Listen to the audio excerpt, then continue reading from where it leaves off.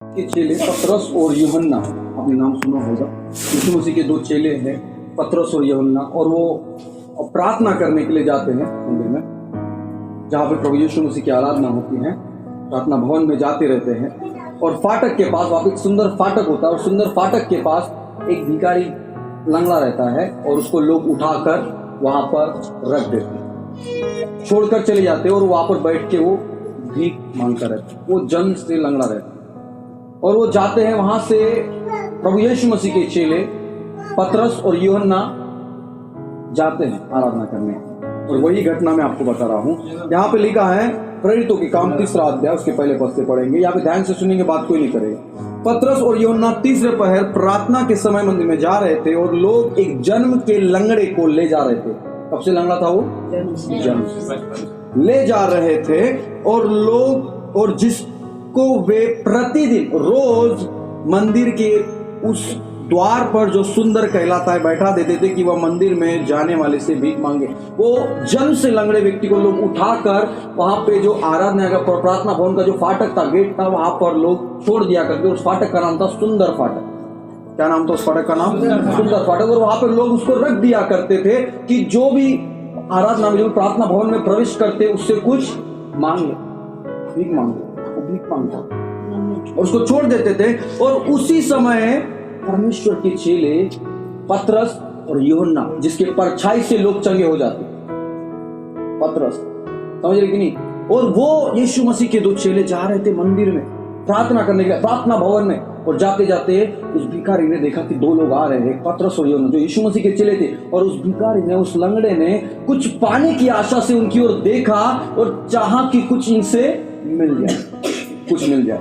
और उन्होंने अपनी आंखें उठाई, उसकी ओर देखा और उन्होंने उसकी ओर देखा। सबसे पहले जो मांग रहा है वो किसकी ओर देख रहा है? उन दोनों की ओर देख रहा है, वो दोनों उसकी ओर देख रहे हैं। उस पाने की आशा रखते हुए उनकी ओर उसने ताका कि मुझे कुछ इनसे मिल जाए। जैसे एक छोटा बच्चा अपने पिता की ओर ताकता होता है कि मेरा पिता मुझे कुछ दे दे, कि मैं टॉफी खा लूं या कुछ खा लूं। वैसे ही वो दोनों से आशा करने लगा कि उनसे कुछ मिल जाए। पतरस ने बोला, प्रभु यीशु मसीह के चेले ने बोला कि चांदी और सोना तो मेरे पास नहीं। क्या बोला? चांदी और सोना तो मेरे पास नहीं है, परंतु जो मेरे पास है मैं वो तुझे दे दूं। क्या था उसके पास? उसने बोला तो चांदी और सोना तो मेरे पास नहीं है कि मैं तुझे धन दूं या पैसा दूं, मेरे पास नहीं है, लेकिन जो मेरे पास है। क्या था उसके पास? मेरा प्रश्न है आपसे, आप सोचिए क्या था उसके पास? और कोई? मन था। और कोई? दिल। बस हो गया, दिल, आशीष, एक ही चीज बताइए। और कोई? आंटी ने बोला आशीष। और कोई? यीशु मसीह। और कोई? यीशु मसीह था उसके पास। क्या था? सही बोला लड़के ने, जबरदस्त। उसके पास यीशु मसीह था। उसने बोला सोना और चांदी मेरे पास तो नहीं है, यीशु मसीह नाज़री के नाम से उठ और चल। उसने बोला उठ। किसको बोला? किसको बोल रहे वो उठ करके? किसको बोल रहे? कब से लंगड़ा था? जन्म से। जो बचपन से लंगड़ा, बचपन से चला नहीं, जिसको उठा कर कहां पे रख रहे लोग? सुंदर फाटक के पास ला कर रखे। और उसको वो क्या बोल रहा है? पतरस बोल रहा है कि उठ और चल। अरे भाई कैसी बात कर रहे हो? जन्म से लंगड़ा और तू पूछा उठ?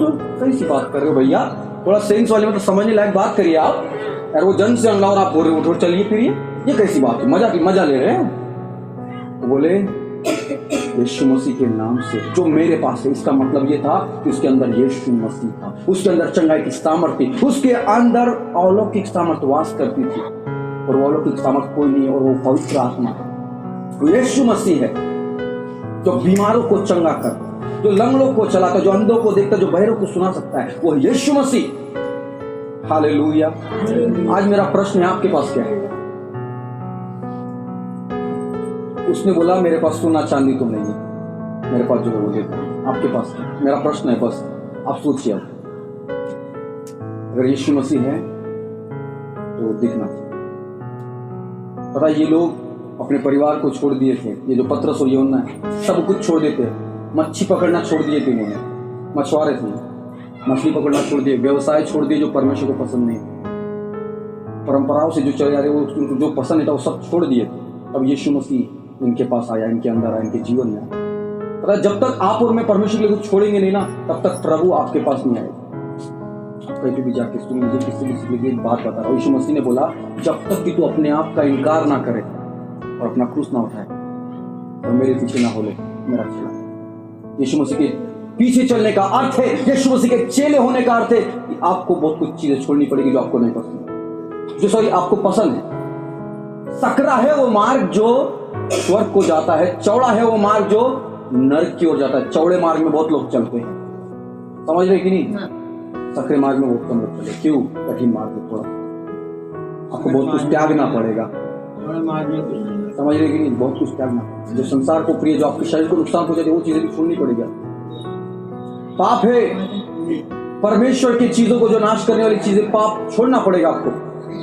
तभी यीशु मसीह आपके पास आएगा और आप बोल पाएंगे मेरे पास सोना चांदी तो नहीं है भाई, लेकिन यीशु जो जरूरतों को मेरे पूरा, बीमारों को ठीक करता, जो जिसने मेरे जीवन को बदला है, जिसने मेरी सोच को बदला, जिसने मेरे पहनावे को बदला है। सोचिए मछुआरे का पहनावा कैसा होगा पहले। मैं सोचता हूँ जब यीशु मसीह के पीछे चलने लगे तो उनका पहनावा बदल गया होगा, पक्का। मेरा पहनावा बदल गया है तब से मैं यीशु मसीह के पीछे चल, कई लोगों का बदला, समझने की नहीं। आपका जीवन बदल जाना चाहिए, आपका हर एक कार्य, हर एक काम, हर एक रीति, हर एक चीज बदल जानी चाहिए। क्यों? क्योंकि जब तक यीशु मसीह आपके जीवन में आएगा और जब आप बोल पाएंगे कि यीशु मसीह मेरे जीवन में, तो जब यीशु मसीह आपके और मेरे जीवन में आता है सब कुछ बदल जाता। आपने कभी ऐसा सुना है साफ करने वाला घर में आए और गंदगी वैसी की वैसी रहे? कभी ऐसा हुआ है? साफ करने वाला क्यों आता है? ताकि वो घर को स्वच्छ करे, आपके जीवन को स्वच्छ करे, स्वच्छ अच्छा बनाए। तो फिर अगर अभी तक साफ नहीं हुआ है, क्या लगता है यीशु मसीह अंदर है कि नहीं? क्या ये हिम्मत है हमारे में कि हम बोल पाएंगे कि जो मेरे पास है मैं तुझे देता हूं, यीशु के नाम से चलो। अगर यीशु मसीह होगा अंदर तो यीशु मसीह दे पाएंगे, यीशु मसीह नहीं होगा तो नहीं दे पाएंगे। और यीशु मसीह जब आपके जीवन में सचमुच आएगा और सचमुच आपके जीवन को बदलना शुरू करेगा, सबसे पहले वो आपको चंगा करेगा, आपको ठीक करेगा, आपकी परिस्थितियों को बदलेगा, आपकी सोच को बदलेगा, आपकी आंखों को बदलेगा। क्योंकि ये लोग जो थे बदल गए थे, इसलिए ये बोल पाए यीशु मसीह के नाम से उठ और चल फिर। और बाइबल में लिखा है जैसे पतरस ने बोला उठ और चल फिर, वो तुरंत उठ गया और चलने फिरने लगा। तुरंत, ऐसा नहीं 1 मिनट के बाद, 2 मिनट के बाद, 5 मिनट के बाद, आधे घंटे के बाद, नहीं। बाइबल में लिखा तुरंत उठा और चल फिरने लगा, तुरंत चंगा हो गया वो, तुरंत। पता है जब कई बार होता है ना, अरे यार बहुत प्रार्थना करीला सर जी, प्रार्थना नहीं कुछ समझत नहीं, शिकायत नहीं। भैया जीवन बदलिए कभी, तब प्रार्थना सुनी जाएगी। आपको क्या लगता है की प्रार्थना कैसे प्रभु सुनेगा? सोचिए, एक चोर की प्रार्थना सुनेगा लगता है आपको? जो शरीर को नाश करने वाले गुप्तों का या कई प्रकार की नशों का जो सहारा लेते और शरीर को नुकसान करते, क्या उसकी प्रार्थना परमेश्वर जिसने हमको बनाया वो सुनेगा? आपको लगता है? मैं नहीं सोचता सुनेगा, क्योंकि आपने उस मंदिर को आप खराब कर रहे हैं जिसको परमेश्वर ने अपने स्वरूप और समानता में, ये परमेश्वर का मंदिर है, ये परमेश्वर ने स्वच्छ रखने के लिए बनाया, इसको नाश करने के लिए नहीं बनाया। लेकिन हम कई बार कई गलत चीजों को खाकर इसको नाश करते हैं। हाँ फिर भाई क्या लगता है ऐसा करने के बाद भी कैसे प्रार्थना सुनी जाएगी? क्या लगता है सुनी जाएगी? भाई आपको बदलना पड़ेगा। वो 2 व्यक्तियों की प्रार्थना परमेश्वर ने इसलिए सुना क्योंकि उन्होंने कुछ छोड़ के आए थे वो यीशु के पास। कुछ नहीं, मैं बता रहा हूं आपको, सब कुछ छोड़ दिया था उन्होंने, इसलिए उनकी प्रार्थना यीशु मसीह ने सुनी थी, इसलिए सुनी थी, इसलिए वो व्यक्ति चलने पाए। आज बहुत कुछ छोड़ने की जरूरत है आपको और मुझे, तब आप बोल पाएंगे यीशु मसीह मेरे पास, तब आप बोल पाएंगे यीशु मसीह मेरे अंदर है, तब आप बोल पाएंगे मैं यीशु के नाम से प्रार्थना करता हूँ तू चंगा हो जा, तब आप बोल पाएंगे। पता है आज एक मतलब एक विश्वास के साथ, एकदम भरोसे के साथ मैं बोल सकता हूँ कि मैं अगर मैं प्रार्थना करूंगा तो चंगा हो जाएगा। भरोसे के साथ, क्यों पता है? क्योंकि मैंने कुछ छोड़ा है, कुछ नहीं बहुत कुछ छोड़ा है, तब जाके मैं बोल सकता हूँ। अगर आप और मैं नहीं छोड़ पाएंगे तो नहीं बोल पाएंगे। मैंने अपना डांस छोड़ दिया, मुझे डांस करना बहुत पसंद था, मैं डांसर था, मालूम है आपको कि नहीं? मालूम है ना, मैं डांसर था। मैंने पिक्चर के गाने पे नाचना बंद कर दिया, मैं नाचता भी नहीं, डांस भी छोड़ दिया मैंने। क्यों? क्योंकि जो चीजें मेरे को संसार में लेके जाएगी, जो मेरे प्रभु यीशु मसीह को नहीं पसंद, वो बिल्कुल नहीं करूंगा, नहीं करूंगा। क्यों? कि भाई किसी ने मेरे लिए उस क्रूस पर जान दिए, किसी ने मेरे लिए स्वर्ग को छोड़ा है, किसी ने मेरे लिए उस गद्दी को छोड़ा है, उस कुर्सी को छोड़ा है और इस पापी जगह पे आया। किसके लिए आया? यीशु मसीह मेरे लिए आया, आपके लिए आया, ताकि आप उस पाप में ना जीने पाओ, ताकि आप बचा जाए, आप बचा जाए, आप बचा जाए, मैं बचा जाऊं। इसलिए बहुत कुछ छोड़ने की जरूरत है, वो पतरस और यूहन्ना इसी लंगड़ों को चला नहीं पाए, और उसके परछाई से ऐसे लोग चंगे नहीं होते थे। बाइबल में लिखा है जब पतरस गुजरता था तो उसके परछाई से लोग चंगे जाते थे, और लोग उसकी परछाई का इंतजार करते थे और बीमार होकर रखते थे वहां पे, ताकि जब उसकी परछाई पड़े और लोग चंगे हो। इतना परमेश्वर ने उसको आशीष दिया। समझ रहे कि नहीं? परमेश्वर चाहता है कि हम कुछ छोड़ना चाहिए, हमको बहुत कुछ छोड़ने की जरूरत है। जो परमेश्वर को नहीं पसंद वो छोड़ना चाहिए, ताकि परमेश्वर हमारी प्रार्थना सुने और आप एकदम विश्वास के साथ, भरोसे के साथ बोल सके, मेरे पास जो है वो मैं तुझे देता हूं। कोई गरीब आया ना मांगने के लिए, भाई कुछ है नहीं उतना देने के लिए, लेकिन यीशु मसीह जीवन बदल सकता, क्योंकि उसने मुझे बदला। सबसे पहले हमको बदलना है कि नहीं देखना है, क्योंकि जब हम खुद ही नहीं बदलेंगे दूसरे कैसे गवाही देंगे? समझ रहे कि नहीं? यीशु मसीह ने पहले चेलों को बदला, चेले बदले, फिर चेलों ने दूसरों को बदला, दूसरों ने फिर तीसरों को। ऐसे प्रभु यीशु मसीह का सुसमाचार चलता गया। अगर समझ जाइए, अगर मैं खुद बिगड़ा रहूंगा मैं आप मेरी सुनेंगे क्या? पहले बोलेंगे खुद सुधर जा भाऊ, तब बताओ हमको, नहीं बोली?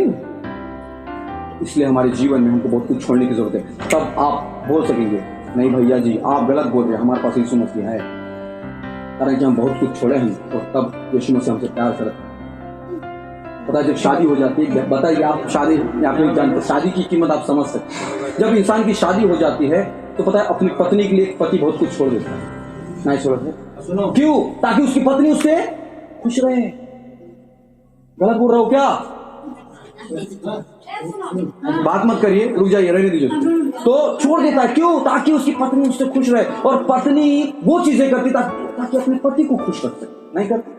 अगर पति को पसंद नहीं है कि मेरी मतलब वाइफ इधर उधर जाए या ऐसा करे वैसा करे, तो अपने पति को प्रसन्न करने के लिए छोड़ देगी वो चीज।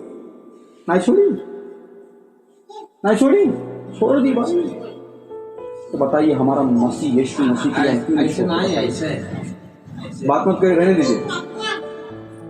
क्यों नहीं छोड़ सकते? उसने हमारे लिए स्वर्ग को छोड़ा, संसार में क्रूस पे मारा गया, किस लिए? भैया प्रेम करता है। अब प्यार करिए ना, आप भी छोड़िए ना जो आपको यीशु मसीह को नहीं पसंद। आप क्यों नहीं छोड़ पा रहे हैं? हम क्यों नहीं छोड़ पा रहे हैं? क्योंकि पता है अभी तक वो प्रेम नहीं करते हैं।